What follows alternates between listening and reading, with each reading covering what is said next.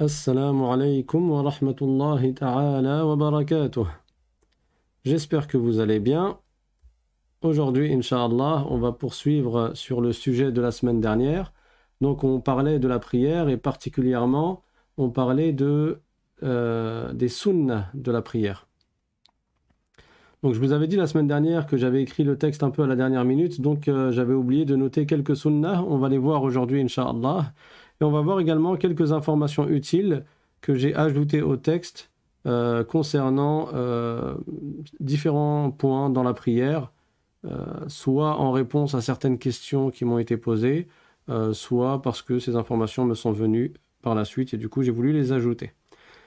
Donc, Bismillahirrahmanirrahim, Alhamdulillahi Rabbil Alamin, wa sallallahu wa sallam ala Sayyidina Muhammadin Taha al-Amin, وعلى آله وصحبه الطيبين الطاهرين اللهم لا سهل إلا ما جعلته سهلا وأنت يا حي يا قيوم تجعل الحزن إذا شئت سهلا اللهم علمنا ما جهلنا وذكرنا ما نسينا وانفعنا بما علمتنا وزدنا علما. La louange est à Allah, le Seigneur des mondes, et que l'honneur et l'élévation en degrés soient accordés à notre maître Muhammad sallallahu alayhi wa sallam. Nous demandons à Allah qu'il nous fasse apprendre ce que nous ignorons, qu'il nous fasse nous rappeler de ce que nous avons oublié et qu'il nous augmente en connaissance. Et nous lui demandons de nous préserver de l'état des gens de l'enfer. Et nous demandons à Allah qu'il fasse que notre intention dans l'apprentissage de la science de la religion soit sincère. Donc, on va commencer par quelques informations utiles.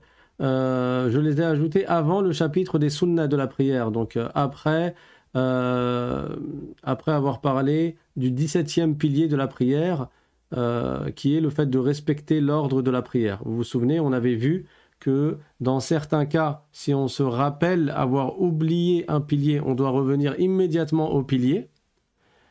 Et dans d'autres cas, on continue sa prière et à la fin, on rajoute une raka'a. Donc je vous renvoie vers le cours en question, qui était le cours sur le 17e pilier, le fait de respecter l'ordre. Je crois qu'on a appelé le cours comment faire quand tu te trompes dans la prière ou quelque chose comme ça. Donc, information utile. Premièrement, lorsqu'une personne fait un pilier gestuel dans la prière, il faut que le mouvement ait été fait volontairement dans le but de passer d'un pilier à un autre.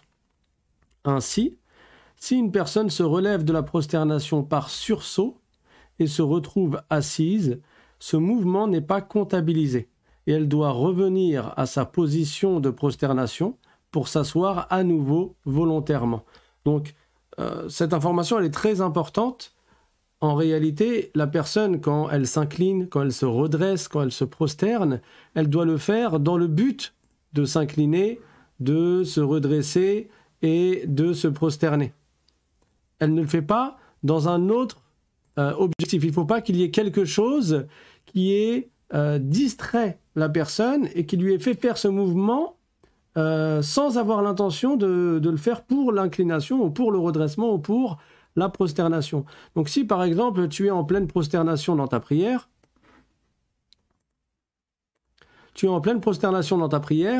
et tu es dans la chambre à côté de la porte, hein, ton visage, ta tête, elle est à côté de la porte, et là il y a quelqu'un qui vient ouvrir la porte d'un coup, brusquement. Toi tu prends peur et par réflexe en fait tu vas sursauter et tu vas te soulever. Tu as peur de te frapper la tête et donc tu vas te soulever, tu vas te retrouver en position assise. Là tu peux pas te dire « Ah ben c'est bon, je suis assis, allez, je continue ma prière ». Non, parce que cette position assise, tu ne l'as pas faite volontairement dans le but de t'asseoir tel que c'est le pilier de la prière. Mais ça a été involontaire, ça n'a pas été dans l'intention de s'asseoir. Donc, tu dois le refaire. Qu'est-ce que tu fais? Tu reviens en position de prosternation et après, tu t'assois. Ici, c'est une excuse. Hein. On ne dit pas, dans ce cas-là, ah oui, mais ça revient à faire 3 prosternations et c'est pas valable de faire 3 prosternations d'un coup. Oui, c'est vrai que ce n'est pas valable de faire 3 prosternations volontairement, mais là, c'est un cas particulier. Là, le fait de s'être levé en position assise n'a pas été pris en compte, n'a pas été comptabilisé. Donc, il faut revenir à la prosternation pour pouvoir refaire le mouvement. Et c'est pareil quand tu es incliné. Pareil, si tu es incliné et tu es censé te redresser, mais quelqu'un crie à côté de toi et tu sursautes et tu te retrouves debout, tu ne t'es pas levé volontairement en tant que pilier de la prière, mais tu l'as fait machinalement, par réflexe, sans faire exprès, par sursaut. Donc ce redressement-là n'est pas comptabilisé. Tu dois t'incliner à nouveau pour faire volontairement dans la prière le pilier qui est le redressement. Ensuite, autre point, donc j'ai surligné en vert en fait pour m'assurer de ne pas oublier les phrases que j'ai ajoutées. Donc si une personne doute si elle a fait 2 ou 3 rak'ah, alors elle se base sur ce dont elle est sûre, c'est-à-dire sur le minimum, et elle ajoute une rak'ah. Donc dans cet exemple, elle considère qu'elle n'a fait que 2 rak'ah. Cette question a été posée à plusieurs reprises. Je sais que j'en ai déjà parlé, j'ai déjà répondu à cette question, mais je ne suis pas sûr de l'avoir rajoutée dans le texte, de l'avoir mise dans le texte, donc j'ai préféré la rajouter ici. Quand la personne, elle doute, j'ai fait combien de rak'ah? Est-ce que j'ai fait 2 rak'ah ou 3? Est-ce que j'ai fait 1 rak'ah ou 2? Est-ce que j'ai fait 3 rak'ah ou 4? Comment elle doit se comporter? Selon l'imam Shafi'i, elle se base sur ce dont elle est sûre. Elle se base sur la certitude. La certitude, c'est quoi? C'est d'avoir fait 2 rak'ah. 2 rak'ah, elle est sûre de les avoir faites. Dans cet exemple-là, du doute entre 2 ou 3 rak'ah. Donc, 2 rak'ah, elle est sûre de les avoir faites.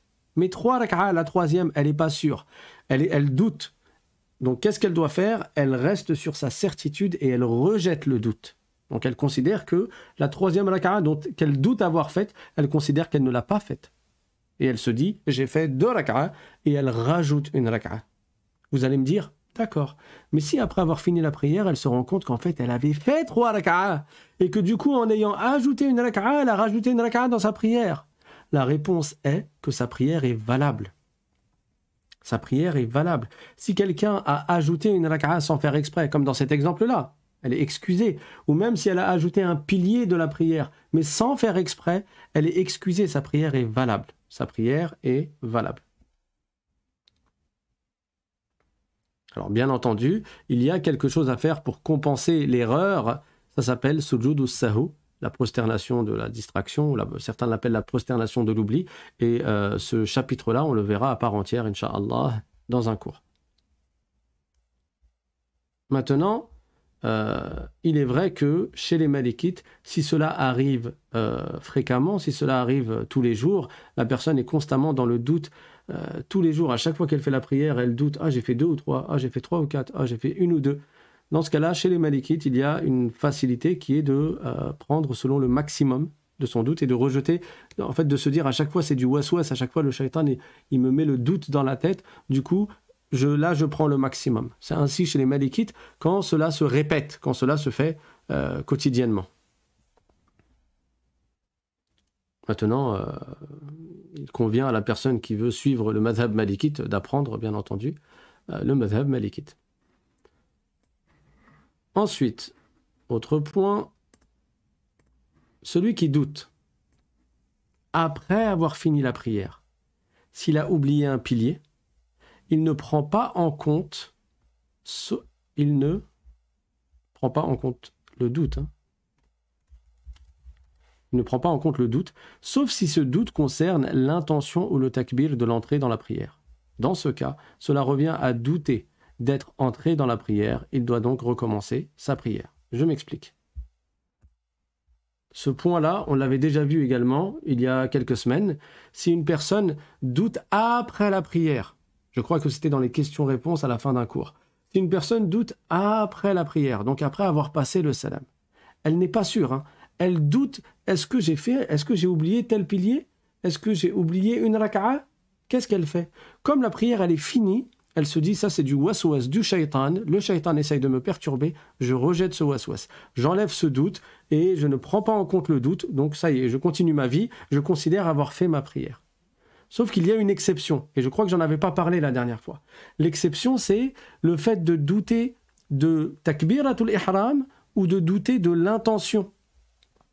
C'est-à-dire que Il n'est pas en train de douter d'avoir oublié une raka'a, il n'est pas en train de douter d'avoir oublié une inclination ou une prosternation. Il est en train de douter, est-ce que j'ai mis l'intention du dhahr ou j'ai pas mis l'intention du dhahr au moment d'entrer dans la prière? Est-ce que quand je suis entré dans la prière, j'ai dit Allahu Akbar ou j'ai pas dit Allahu Akbar? Celui-là, en quoi consiste son doute en fait là? Son doute, il est au sujet du fait d'être entré dans la prière, parce que l'intention et le takbir, le fait de dire Allahu Akbar, c'est par cela qu'on entre dans la prière, n'est-ce pas? Donc là, il a carrément douté d'être entré dans la prière. Et selon la règle que nous avons dite tout à l'heure, quand tu doutes d'une chose, est-ce que tu l'as faite ou pas? Tu considères, tu restes sur sa certitude. Et c'est quoi la certitude ici? C'est que à l'origine, il ne faisait pas la prière. Il n'était pas dans la prière au tout début. Et il doute, est-ce que je suis entré dans la prière? Donc il rejette le doute et il considère qu'il n'est pas entré dans la prière. Donc douter sur l'intention ou sur le takbir, après la fin de la prière, après avoir passé le salam, ça entraîne l'annulation de la prière. Il doit renouveler sa prière complètement. Mais pour autre que ces deux piliers-là, s'il doute d'un pilier alors qu'il a fini la prière, il ne prend pas en compte son doute et il continue sa vie. Voilà pour les quelques éléments qui étaient quand même, somme toute, importants. Maintenant, on entre à nouveau dans le chapitre des actes recommandés de la prière, les sunnas de la prière. Là encore, comme je vous ai dit, j'ai ajouté quelques points. Donc, en la 7e sunna que nous avions citée, nous avions dit que il était recommandé de dire Amin à la suite de la récitation de la Fatiha. Quand tu termines la récitation de la Fatiha, Amin ne fait pas partie de la Fatiha, mais c'est une demande d'exaucement de dua, parce que dans la Fatiha, à la fin, on fait une invocation. Tu dis Ihdina as-sirata al-mustaqim. Donc tu demandes à Allah Ta'ala de te guider sur le droit chemin. Sirata alladhina an'amta alayhim ghayril maghdubi alayhim waladdallin. Qui est le chemin de ceux à qui tu as accordé les bienfaits et qui n'est pas le chemin qui a été pris par ceux qui sont égarés et qui encourent ton châtiment, qui méritent ton châtiment. Donc quand tu fais cette invocation dans la Fatiha, à la fin c'est recommandé de dire Amin. Amin, ça veut dire oh Allah exauce ce dua. Ça veut dire ça, Amin. Donc on avait déjà dit que c'est recommandé de dire Amin. Ce que je voulais ajouter, c'est que dans les prières à voix haute, les ma'moum disent Amin à voix haute en même temps que l'imam. Dans les prières à voix haute, dans la prière à voix basse, l'imam de toute façon il va réciter à voix basse et toi aussi tu vas réciter à voix basse. Mais dans la prière à voix haute, tu vas dire Amin en même temps que l'imam. On avait expliqué que celui qui dit Amin en même temps que les anges, qui eux le disent à ce moment-là, alors il lui est effacé les petits péchés qu'il a fait dans sa vie. Donc je souhaitais juste ajouter cette phrase-là que j'avais expliquée mais que je n'avais pas écrite. Point suivant. Dans la 9e sunnah que nous avions écrite, la récitation d'une sourate après la Fatiha, dans les 2 premières raka'ah. Vous vous rappelez, quand tu fais une prière de 2 raka'ah, il n'y a que 2 raka'ah. Quand tu fais une prière de plus de 2 raka'ah, il peut y en avoir 3, comme le Maghrib, il peut y en avoir 4, comme le Dhahr, le Asr ou le Isha. Donc quand tu fais une prière, que ce soit de 2 raka'ah ou plus, il est recommandé dans les 2 premières raka'ah, dans le cas où tu fais plus, il est recommandé dans les 2 premières raka'ah de réciter une sourate après la Fatiha. On a dit, la sunna est réalisée avec la récitation d'une ayah, même s'il y a une seule ayah qui est récitée. Et il est préférable tout de même de réciter une sourate complète. Ce que j'ai ajouté maintenant, c'est cela. Il est recommandé de réciter dans la première raka'ah une sourate qui est plus longue que celle de la 2e raka'ah. C'est mieux que dans la première raka'ah, tu récites un passage plus long que dans la 2e raka'ah. Cela dit, ça n'est pas interdit de réciter pas dans l'ordre du Coran. Attention, il ne faut pas non plus dire que ce serait interdit de réciter dans la première raka'ah Suratul Nas, qui est la dernière sourate du Coran, puis dans la 2e raka'ah Suratul Falaq, qui est l'avant-dernière sourate du Coran. On ne dit pas c'est haram de ne pas avoir respecté l'ordre du Coran. Même si tu ne respectes pas l'ordre et que tu prends une sourate vers la fin, dans la première raka'a, puis une sourate qui est plus vers le début, dans la deuxième raka'a, c'est permis. Hein. Mais le mieux c'est quoi? C'est de réciter une sourate plus longue dans la première que dans la deuxième. On continue. On a parlé ensuite de l'invocation également Dua al-Qunut. Alors je lui ai changé sa place parce que je l'avais mis tout à la fin des sunnahs, mais en réalité Dua al-Qunut il se fait en se levant, en se redressant après l'inclination de la deuxième raka'a du subh. Vous vous rappelez? Et également dans la raka'a du witr, dans la deuxième moitié de Ramadan. Donc je l'ai déplacé dans le texte. Pour ceux qui impriment le texte, voilà, pour pas que vous soyez perturbés, je lui ai juste changé de place. Donc, qu'est-ce qu'on avait dit? On avait dit qu'il est recommandé de réciter Dua al-Qunut, l'invocation de al-Qunut. Ce dua, il a lieu quand? Il a lieu dans la deuxième raka'a du subh, après s'être redressé, après avoir dit Sami Allahu liman hamidah, Rabbana wa lakal hamd. Et dans la raka'a de al-Witr, dans la deuxième moitié de Ramadan. Sauf que je ne l'avais pas écrit. Donc là, je l'ai ajouté, je l'ai écrit, et j'ai ajouté quelque chose encore. Donc, on va lire. On récite. Je vais enlever tout ça.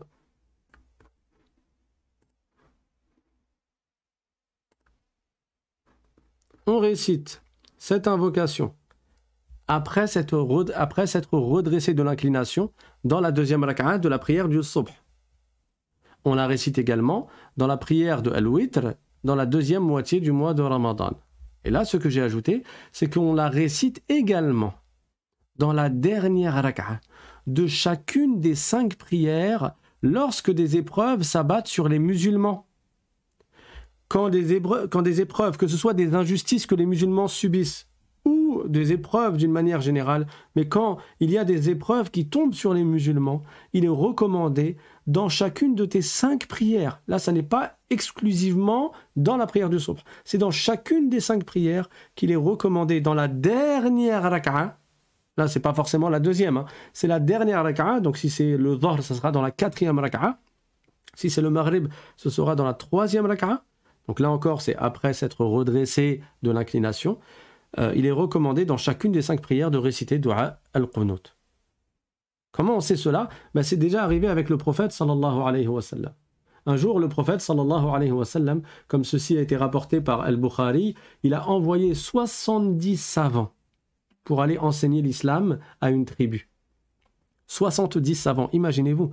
On a du mal à notre époque à trouver un savant. Là, il y avait 70 qurra, 70 savants qui maîtrisaient le Coran, que le prophète lui-même, alayhi salatu wassalam, a envoyé pour qu'ils aillent enseigner l'islam. Sauf que, sur la route, il y a 2 tribus d'associateurs qui sont venus les attaquer et ils les ont décimés. Ils les ont tous tués. Pas un d'entre eux ne s'en est sorti. Donc les 70 savants sont morts. Et bien entendu, ils sont morts martyrs. Ils ont été tués injustement. Le prophète, sallallahu alayhi wa sallam, quand il a appris cette nouvelle qui était une immense épreuve pour les musulmans, alors pendant 1 mois, à chacune de ces 5 prières obligatoires, il faisait Dua al-Qunut. Il invoquait Allah subhanahu wa ta'ala pendant 1 mois. Donc lorsque les épreuves tombent sur les musulmans, bien entendu à notre époque on le voit. On voit que les épreuves s'abattent sur les musulmans. On voit des peuples entiers de musulmans qui sont en train de subir d'énormes injustices dans différents pays. Donc bien entendu, nous sommes dans ces circonstances-là dans lesquelles il est recommandé également de faire Dua al-Qunut dans la dernière raka'a des prières prescrites. Il est recommandé pour l'imam de réciter l'invocation au pluriel. Ça, je ne l'avais pas dit la semaine dernière. J'avais cité le dua, je l'avais écrit ici. Allahumma hdini fi man hadayt, wa afini fi man afayt, wa tawallani fi man tawallayt, wa barik li fi ma a'tayt, wa qini sharra ma qadayt, fa innaka taqdi wa la yuqda alayk, wa innahu la yadhillu man walayt, wa la ya'izzu man adayt. Tabarakta Rabbana wa ta'alayt. J'ai dit que cette parole-là, wala ya'izzu man adayt, certains savants ne l'ont pas rapporté et d'autres l'ont rapporté. L'imam, il est c'est bien qu'il fasse le dua en incluant les ma'moum, en incluant ceux qui sont derrière lui. Les ma'moum, c'est-à-dire ceux qui prient derrière lui. Il a été rapporté que l'imam qui fait des invocations en étant avec un groupe de gens, mais qui fait des invocations que pour lui, il a été rapporté l'expression faqad khanahum. C'est comme s'il les avait trahis, dans le sens où il a manqué à ce qui était requis de lui, qui est de les inclure dans ses du'a, dans ses invocations. Et donc, qu'est-ce qu'il dit? Il va le dire au pluriel. Allahumma hadina fi man hadayt, wa afina fi man afayt, wa tawallana fi man tawallayt, wa barik lana fi ma a'tayt, wa qina sharra ma qadayt. Et après, il termine la même chose. فَإِنَّكَ تَقْضِي وَلَا يُقْضَى عَلَيْكَ وَإِنَّهُ لَا يَذِلُّ مَنْ وَالَيْتَ وَلَا يَعِزُّ مَنْ عَادَيْتَ تَبَارَكْتَ رَبَّنَا وَتَعَالَيْتَ. Autre chose, autre point important, il est recommandé également pour l'imam de réciter le dua al-qunut à voix haute. Il est recommandé pour l'imam de réciter dua al-qunut à voix haute. Et ceux qui le disent, et ceux qui le suivent, ils disent Amin. Ceux qui le suivent disent Amin.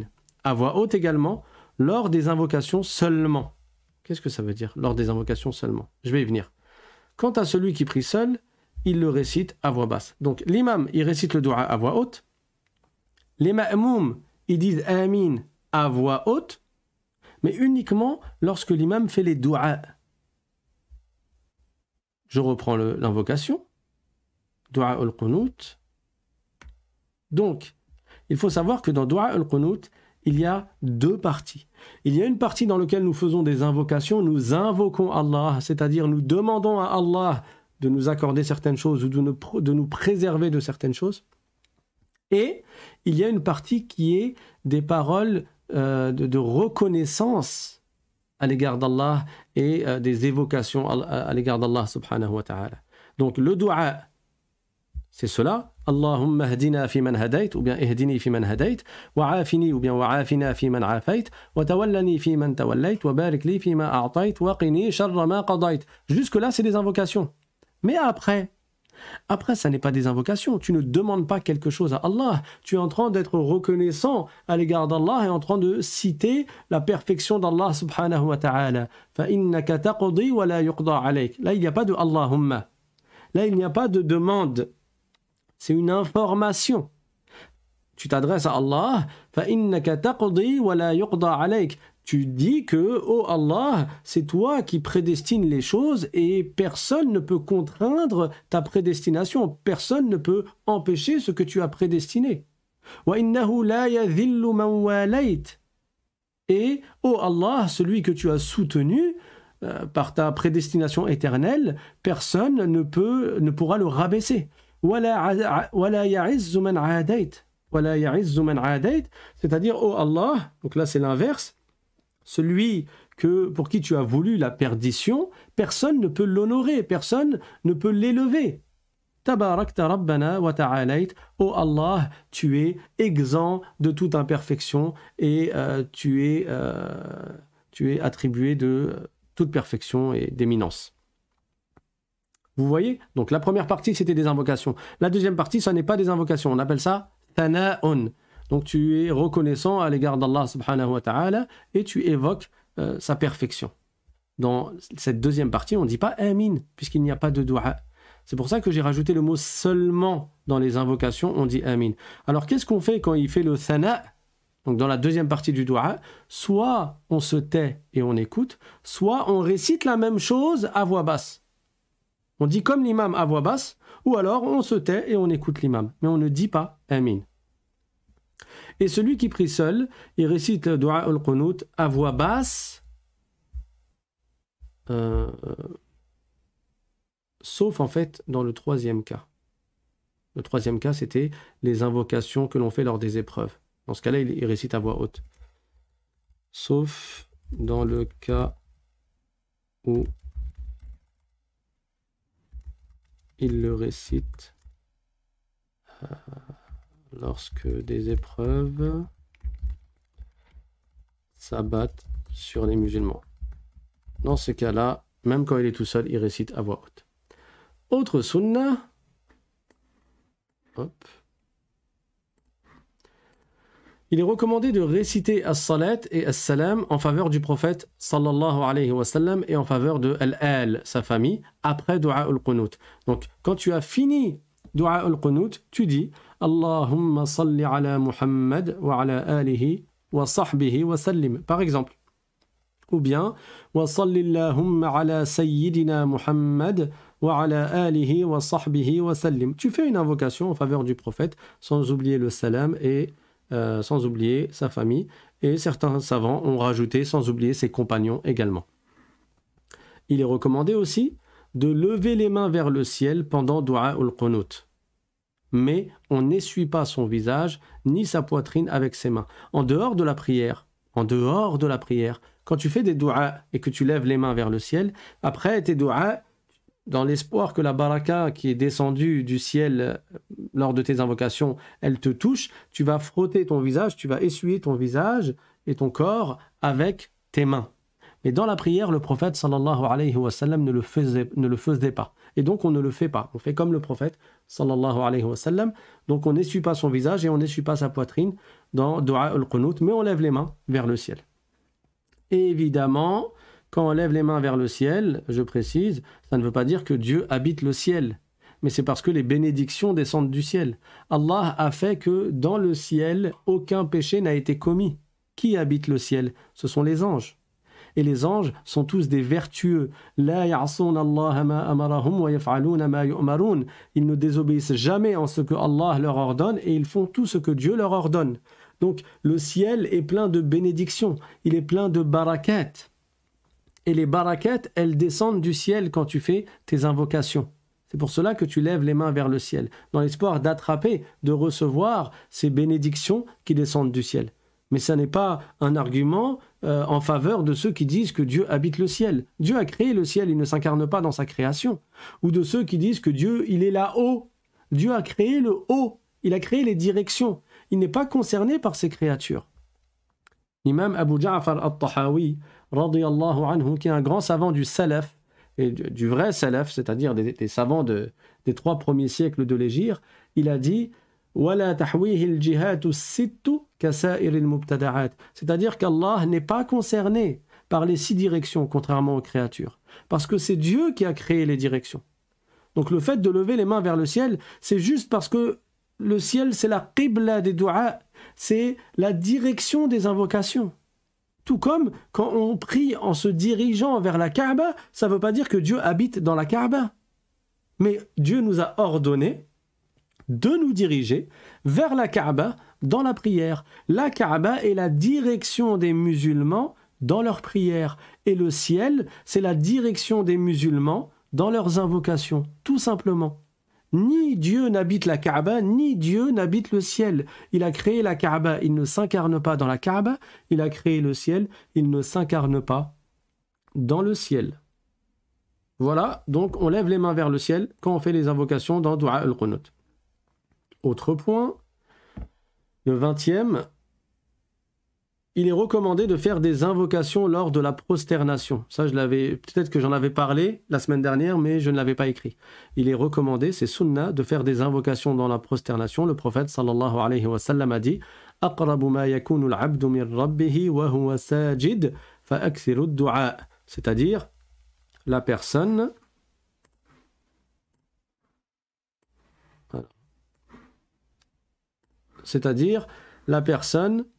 est le plus proche de l'agrément de son Seigneur lorsqu'elle est en prosternation. Quand tu es en prosternation, tu es en train de montrer ton humilité à l'égard d'Allah. Tu es en train de poser la plus honorable partie de ton corps, qui est ton front. Tu la poses au sol pour adorer Allah. Donc c'est là où tu es dans le meilleur état qu'il soit, l'état d'humilité pour Allah subhanahu wa ta'ala. Et donc, fais des invocations à ce moment-là, tu as plus de chances d'être exaucé. C'est pour cela que, en fin de hadith, le prophète sallallahu alayhi wa sallam a explicité. Il a dit, alors multipliez les invocations dans la prosternation. Autre sunnah, dans la prosternation, il est recommandé de poser ton nez au sol. Ça ne fait pas partie des piliers. Il n'est pas obligatoire, selon le madhab shafi'ite, il n'est pas obligatoire de poser ton nez sur le sol, mais c'est recommandé. Et comme c'est pas compliqué, ben autant le faire. Tu gagnes des hasanettes. T'oublies pas à chaque fois que tu fais une de ces actions-là, d'avoir l'intention dans le cœur de suivre le prophète sallallahu alayhi wa sallam. Donc, on avait vu dans la prosternation qu'il était obligatoire de poser ses mains, ses genoux, l'intérieur des orteils, c'est-à-dire la partie des orteils qui touche le sol habituellement, le plat des orteils, tu la poses dans la prosternation et tu poses ton front. Et donc ça, c'est les 7 points qu'il est obligatoire de poser. Et il est recommandé de poser également son nez. 7 points, je ne sais pas si je les ai tous cités, donc c'est les pieds, les genoux, les mains, ça fait 6, le front, ça fait 7, et tu rajoutes le nez, c'est recommandé. Parmi les sunnas de la prière, il y a également, dans les positions assises, autres que celles du tashahhud, le fait de poser ses mains à plat sur ses cuisses, le bout des doigts arrivant à la limite des genoux et les doigts étant joints.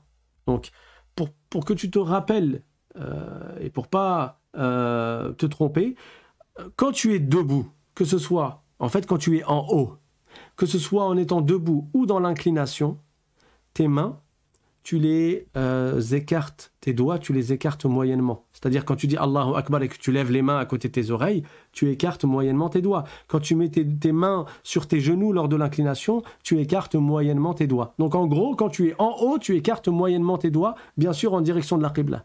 Et quand tu es en bas, que ce soit lors de la prosternation ou de la position assise, tu vas joindre tes doigts et tu ne vas pas les écarter. Tu les joins et toujours en direction de la Qibla. Parmi les sunnas de la prière, il y a al-iftirash. On en avait parlé la semaine dernière, mais je vous avais dit que j'allais vous mettre une image, Inch'Allah, pour vous faciliter la compréhension. Donc, l'iftirash, c'est une certaine position assise. C'est une façon de s'asseoir et elle est recommandée dans toutes les positions assises, sauf dans la dernière. La dernière position assise, c'est une autre position. Mais dans toutes les positions assises, il est recommandé de s'asseoir dans la position de l'iftirash. On a dit c'est le fait de s'asseoir sur la cheville droite, donc j'ai ajouté le mot droite, du pied gauche, en posant l'extrémité du dessous des orteils du pied droit en contact avec le sol. Alors c'est vrai que, vu comme ça nécessite une certaine concentration pour essayer de se représenter cela. C'est pour cela que je vous ai mis un dessin. Voilà comment est la position de l'iftirash. Donc, tu poses tes fesses sur le pied gauche au niveau de la cheville droite. Donc, ton pied, tu vas le poser le plat du pied vers le haut et tu vas le tourner vers la droite, de sorte à ce que tu t'assoies sur la cheville gauche. Et le pied droit, tu le mets vertical et les doigts, les orteils du pied droit en direction de la Qibla. Donc tu te poses sur le bas des orteils du pied droit. C'est-à-dire que c'est le plat des orteils du pied droit qui sont face au sol et qui sont dirigés vers la Qibla. Ça, c'est la position de l'iftirash. Et comme je vous avais dit dans la prosternation, voilà un dessin. Là encore, tes pieds doivent être comme ceci. C'est-à-dire que c'est l'intérieur ou bien c'est la partie intérieure, la partie du plat des orteils qui est face au sol et qui touche le sol. Il faut bien faire attention à cela. C'est cette partie-là qui doit toucher le sol. Voilà pour ce qui est de l'iftirash. Ça, on s'assoit comme ça dans toutes les positions de la prière, sauf la dernière. Autre sunna. Qu'est-ce qui s'est passé? Donc, lorsqu'on se relève debout, à partir d'une prosternation ou d'une position assise, il est recommandé de s'aider de ses mains en appuyant le plat des mains au sol. Quand tu es en prosternation et que tu veux te relever, déjà on avait dit c'est recommandé de t'asseoir avant de te relever, n'est-ce pas? de ne pas te lever directement de la prosternation jusqu'à la position debout. C'est recommandé de marquer un temps d'arrêt qu'on appelle jilsatu al-istiraha. Jalsatu al-istiraha. Donc, tu t'assois et après tu te relèves.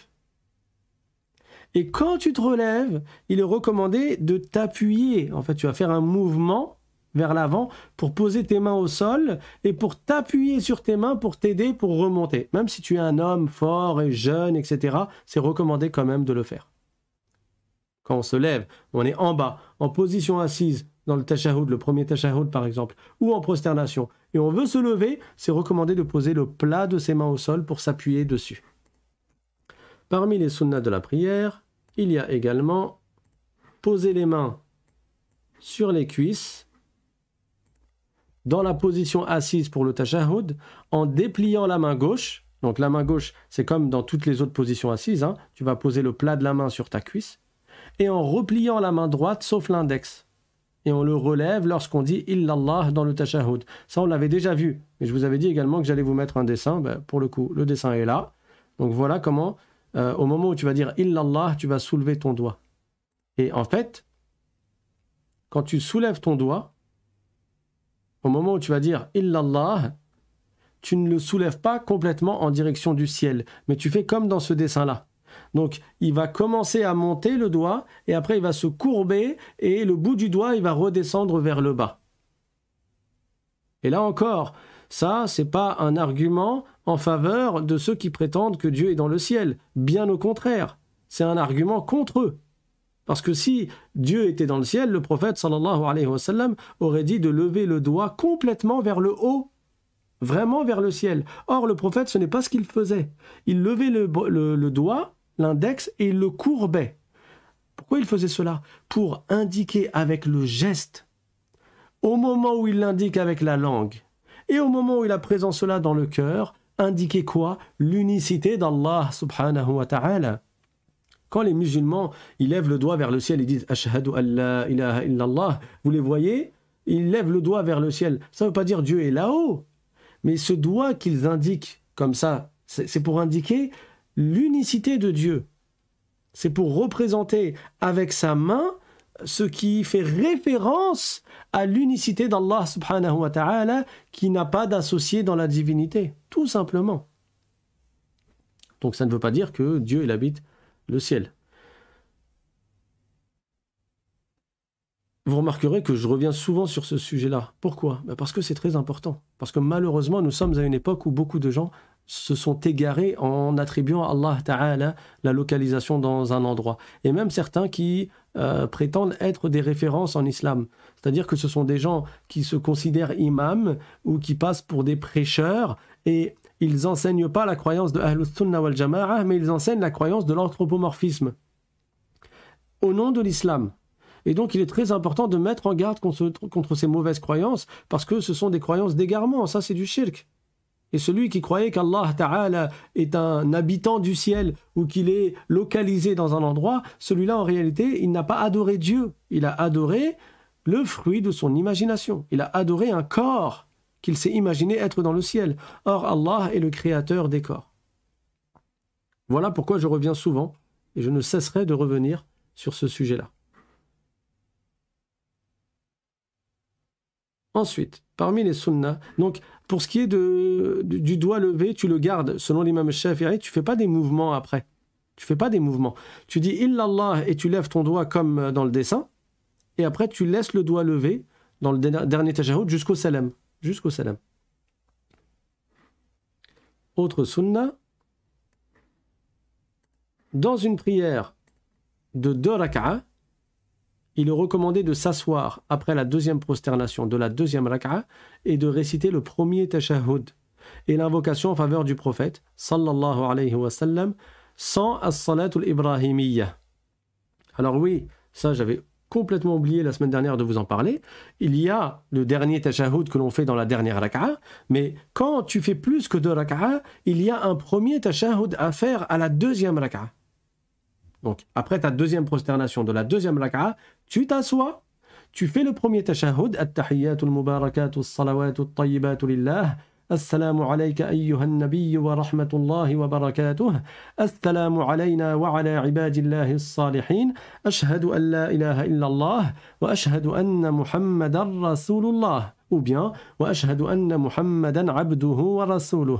Et après tu fais l'invocation en faveur du prophète. Allahumma salli ala Muhammad. C'est tout. Wa alih, si tu veux. Mais pas avec as-salat al-ibrahimiyya. Pas avec as-salat al-ibrahimiyya, qui est celle de la fin de la prière qu'on avait vue la semaine dernière, qui est celle qui est juste ici. Ensuite, parmi les sunnas de la prière, on avait vu qu'il était recommandé de faire des invocations après le dernier tashahhud. Après le dernier tashahhud. Pas après le premier tashahhud. Tu fais pas de dua après le premier tashahhud dans la deuxième rak'a. Tu te relèves et tu termines ta prière. Mais après le dernier tashahhud, c'est recommandé de faire des duas, tout comme c'est recommandé de faire des duas dans tes prosternations. Et les duas, c'est recommandé de les faire qu'elles concernent l'au-delà ou le bas monde.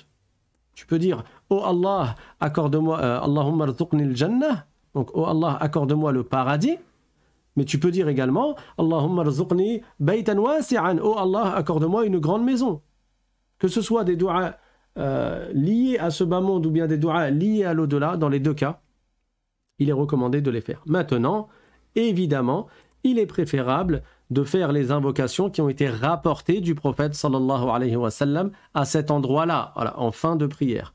Et parmi ces invocations, je vous en cite quelques-unes. Donc ces invocations, il a été rapporté que le prophète sallallahu alayhi wa sallam les faisait ou a enseigné de les réciter en fin de prière avant de passer le salam. Allahumma ghfir li ma qad... Alors je reprends. Allahumma ghfir li ma qaddamtu wa ma akhartu wa ma asrartu wa ma a'lantu wa ma asraftu wa ma anta a'lamu bihi minni. Anta al-muqaddim wa anta al-mu'akhir. La ilaha illa ant. Alors premièrement, bihi en arabe, même s'il n'est pas écrit de prolongation, on prolonge ici. Il y a des règles à connaître. Ici, le bihi, tu le prolonges quand tu fais la liaison. Si tu t'arrêtes, tu dis bih avec un soukoun. Mais si tu fais la liaison, tu dis wa ma anta a'lamu bihi minni. Tu prolonges deux temps. Inch'Allah, sur Telegram, je vous mettrai l'audio de chacun de ces duas. On a déjà commencé à mettre les audios des duas sur Telegram. Donc je vous invite fortement à télécharger l'application Telegram et à vous joindre au canal, en fait, l'Islam simplement. Il y a quelque chose de plus que dans la chaîne Instagram, parce que c'est plus simple comme ça. À chaque fois, on va mettre les petites paroles de dua qu'on cite dans les cours. On mettra aussi le tashahhud, etc. Et je mets un audio pour que la personne elle puisse facilement répéter après et apprendre par cœur, Inch'Allah ta'ala. Donc on le mettra dans les prochains jours, Inch'Allah, ce dua, qui a été rapporté par Muslim. Également, parmi les duas qu'on dit à la fin de la prière, avant de passer le salam, il y a celui-là. Allahumma inni a'udhu bika min adhabil qabr wa min adhabin nar wa min fitnatil mahya wal mamat wa min fitnatil masih ad-dajjal. Donc je répète pour la translittération. Allahumma inni a'udhu bika min adhabil qabr. Min adhabil qabr. Quand tu t'arrêtes sur un soukoun. Si tu fais la liaison, tu dis min adhabil qabri wa min adhab. Enfin là, j'ai pas fait la liaison. Tu dis min adhabil qabri wa min adhabin nar wa min fitnatil mahya wal mamat wa min fitnatil masih ad-dajjal. Pour vous faciliter, je vous mets une virgule et je vous enlève la liaison. Rapporté par Al-Bukhari. Et le dernier, on l'a vu la semaine dernière, mais je ne l'avais pas écrit. On vous l'a envoyé également sur Telegram et celui-là, je vous ai envoyé l'audio. Donc vous n'avez plus qu'à écouter en boucle l'audio, répéter après pour l'apprendre par cœur, Inch'Allah. Bien entendu, si vous avez vous n'avez pas appris ou comment prononcer, comment réciter en arabe le Coran, par exemple, avec le tajwid, n'hésitez pas à aller voir un enseignant qui connaît ce domaine-là et qui pourra vous corriger votre prononciation. Donc ce dua, c'est lequel? Allahumma inni zalamtu nafsi zulman kathira ولا يغفر الذنوب إلا أنت فاغفر لي مغفرة من عندك وارحمني إنك أنت الغفور الرحيم. Même si on vous l'a déjà envoyé sur Instagram et sur Telegram, je le rajoute dans ce texte parce que je sais que parmi vous, il y en a qui impriment le texte du cours, le support. La personne dit, le troisième dua, Allahumma inni zalamtu nafsi zulman kathira, jusqu'à la fin, que le prophète sallallahu alayhi wa sallam a enseigné à notre maître, Abu Bakr, radiyallahu anhu. Voilà pour les duas dans la prière. Donc j'ai ajouté tout ce que je voulais ajouter. Et là encore, je n'ai pas forcément été exhaustif. Mais bon, si vous avez ça et vous appliquez tout ça, masha'Allah, barakat.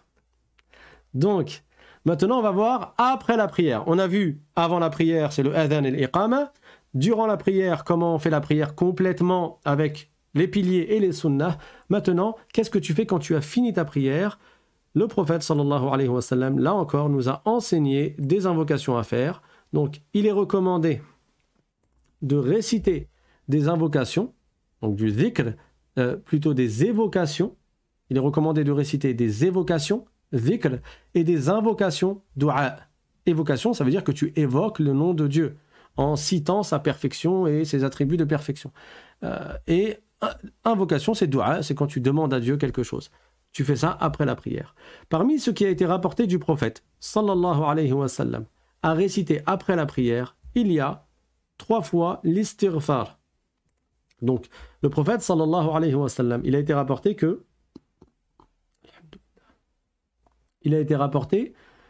qu'il récitait après sa prière 3 fois l'istighfar. L'istighfar, soit tu dis astaghfirullah, tout simplement, 3 fois. Astaghfirullah, astaghfirullah, astaghfirullah. Encore une fois, faites bien attention à ne pas dire astaghfirullah avec un kha. La lettre raïn qui a été translittérée en GH, c'est autre que la lettre kha que l'on met d'habitude avec un KH en français. Le raïn, c'est cette lettre-là. Et ça se dit ra, rou, ri, r. C'est comme le R du romain. En français, la lettre R, parfois on la prononce ra et parfois on la prononce kha. Tu dis un crabe. Tu dis pas un crabe, un crabe. Non, tu dis un crabe. Et là, ça devient un kha. Par contre, tu dis la route. Et là, c'est le ra. Donc, nous, la lettre que tu dois utiliser là, c'est le rain et c'est pas le kha. Donc, faites attention à cela. Astaghfirullah, pas astaghfirullah, astaghfirullah. Certaines personnes ont tendance à se tromper dans cette lettre-là. Et si tu veux, tu fais le dua qui est plus long, qui comporte également l'istighfar, c'est de dire Astaghfirullah alladhi la ilaha illa huwa al-hayyul qayyum wa atubu ilayh. Donc, il est plus long et on a déjà parlé de ce dua.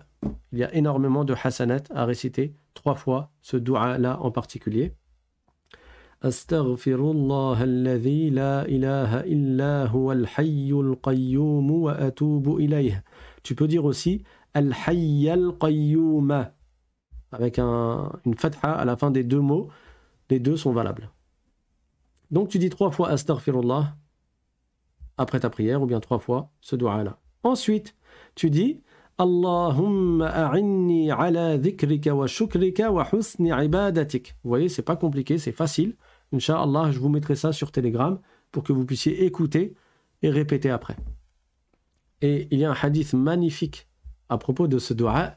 Le prophète sallallahu alayhi wa sallam, il a dit à Mu'adh, et c'est Mu'adh qui raconte l'histoire. C'était un compagnon du prophète sallallahu alayhi wa sallam. Il a dit, le prophète m'a pris par la main et il m'a dit, Ya Mu'adh, inni wallahi la uhibbuk. Allahu akbar. Masha'Allah. Il a dit, Mu'adh, je jure par Allah que je t'aime. Imagine. Mets-toi la situation. Imagine la scène. La meilleure des créatures. Le prophète Muhammad, sallallahu alayhi wa sallam, qui vient te dire je t'aime. Et là, plus encore, il jure par Allah. Et il dit à son compagnon, Wallahi, inni wallahi la uhibbuka. Il insiste en lui disant je t'aime. Quel bonheur et quelle bonne nouvelle pour Mu'adh. Et donc, Mu'adh, il lui a répondu, moi aussi je t'aime, ô messager d'Allah. Il a dit, bi abi anta wa ummi ya Rasulallah, inni uhibbuka. Il lui a dit, moi aussi je t'aime. Et là, le prophète, sallallahu alayhi wa sallam, il lui a dit, après lui avoir dit « je t'aime », il lui a dit « Usika ya Mu'adh, la tada'anna dubura kulli salatin maktubah, an taqul, Allahumma a'inni ala dhikrika wa shukrika wa husni ibadatik » Ça nous apprend le comportement du prophète sallallahu alayhi wa sallam. Avant de le conseiller, il lui dit « je t'aime ». Déjà, ça lui réjouit le cœur. Ça lui ouvre son cœur et ça le prépare à accepter et à vouloir prendre ce qui va être dit après. Et le prophète sallallahu alayhi wa sallam lui a dit « je te conseille, ô Mu'adh, de ne jamais délaisser cette parole après chaque prière prescrite, c'est-à-dire chacune des 5 prières obligatoires. Allahumma a'inni ala dhikrika wa shukrika wa husni ibadatik » Voilà le dua dont nous venons de parler. Alors imagine si le prophète sallallahu alayhi wa sallam t'avait dit ça. Est-ce que tu aurais délaissé cette parole qui prend quelques secondes? Tu l'aurais jamais délaissé. Eh bien considère que même si le prophète ne te l'a pas dit à toi, il l'a dit à un compagnon, qu'il a rapporté à la communauté, à nous de suivre cet exemple également. Et donc on dit Allahumma a'inni ala dhikrika wa shukrika wa husni ibadatik. Troisièmement, parmi ce qu'on récite après la prière, il y a Allahumma anta salam wa minka salam tabarakta ya dhal jalali wal ikram. Et certains rajoutent tabarakta wa ta'alayta ya dhal jalali wal ikram. Quatrièmement, tu dis, donc tout cela a été rapporté du prophète, sallallahu alayhi wa sallam, il récitait cela après la prière ou bien il enseignait de le réciter. Ayatul Kursi, qui est le meilleur verset du Coran. أعوذ بالله من الشيطان الرجيم الله لا إله إلا هو الحي القيوم. Le jim là, c'est juste une indication dans le Coran qui indique que tu peux t'arrêter là. Donc c'est les petits sigles ou les petits signes que vous voyez ici, ce sont des indications d'arrêt. Alors ce sont des indications différentes parce que certaines indiquent le fait que tu peux autant t'arrêter que ne pas t'arrêter. Comme le jim là, le jim ça veut dire tu t'arrêtes ou tu t'arrêtes pas, c'est pareil. Ici, là où il y a le qaf, qili, ça veut dire que c'est mieux de s'arrêter. Tu peux continuer, mais c'est mieux de s'arrêter.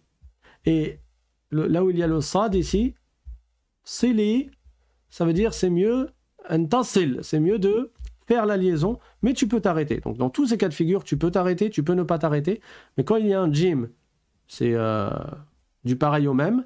Quand il y a le qaf ici, qili, c'est mieux de s'arrêter, et quand il y a le sad, sili, c'est mieux de ne pas s'arrêter. Et dans tous les cas, tu peux t'arrêter. Allahu la ilaha illa huwa al-hayyul qayyum, la ta'khudhuhu sinatun wa la nawm, lahu ma fi as-samawati wa ma fi al-ard.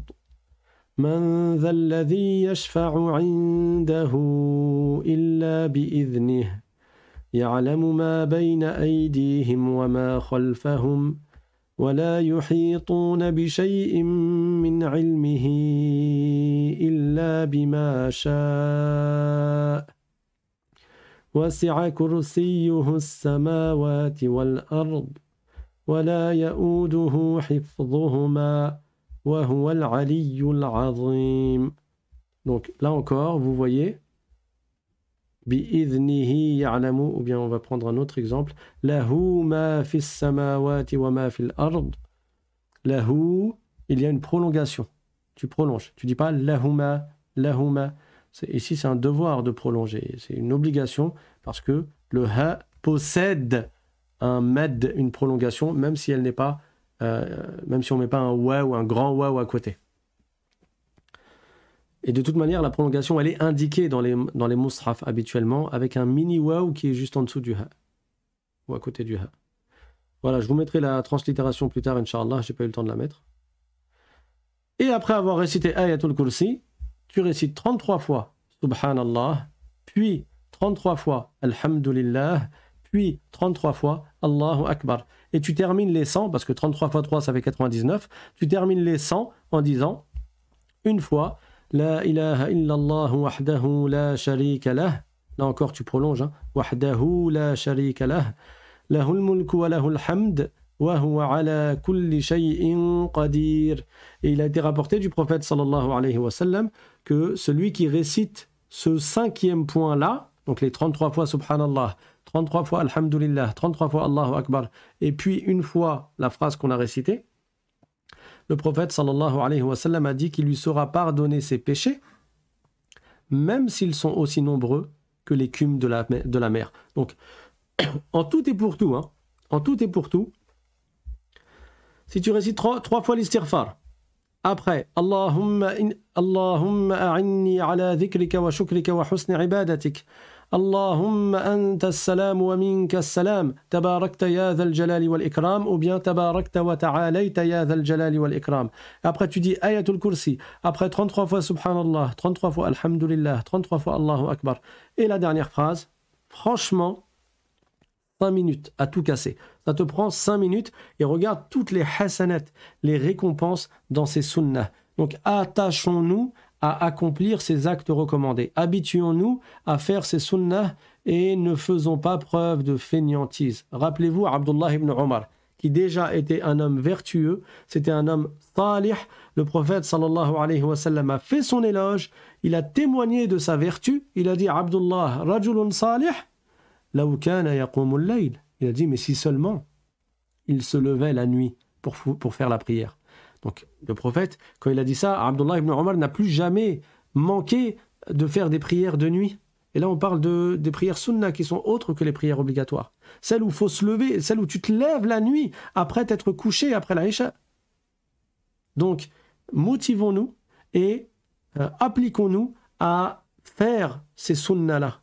C'est l'héritage du prophète sallallahu alayhi wa sallam. Ne lésinons pas là-dessus. C'est ce que le prophète sallallahu alayhi wa sallam nous a enseigné. Bon, il reste un dua à réciter après la prière du subh et après la prière du maghrib, autre que Allahumma ajirni minan nar, que je vous avais dit. Et là encore, j'ai pas eu le temps de l'écrire. Inch'Allah, je vous le noterai pour la semaine prochaine probablement. Et je vous invite à aller sur l'application Telegram, à vous joindre à l'application Telegram, au canal Telegram de l'islam simplement, et comme ça vous aurez accès à chaque fois aux paroles d'invocation, les du'a, les dhikr, avec l'écrit et l'audio pour pouvoir apprendre par cœur. On va s'arrêter là, Inch'Allah ta'ala. J'ai pas vraiment le temps là pour les questions-réponses. Inch'Allah, envoyez les questions par email à l'islam.simplement@gmail.com ou alors sur Instagram aussi. Pour Facebook, ceux qui ont posé des questions sur Facebook, il y a un problème là sur Facebook. On n'arrive pas à accéder pour le moment aux messages qu'on a reçus. Donc on ne peut pas vous répondre. Pour tous ceux qui ont posé des questions sur Facebook, veuillez nous en excuser. Donc on vous redirige du coup, soit sur le mail, soit sur Instagram. Barakallahu fikum, walhamdulillahi rabbil alamin, wa sallallahu wa sallam ala sayyidina Muhammadin taha al-amin, wa ala alihi wa sahbihi at-tayyibin at-tahirin, subhana rabbika rabbil izzati amma yasifun, wa salamun ala al-mursalin, walhamdulillahi rabbil alamin, wassalamu alaykum wa rahmatullahi ta'ala wa barakatuh.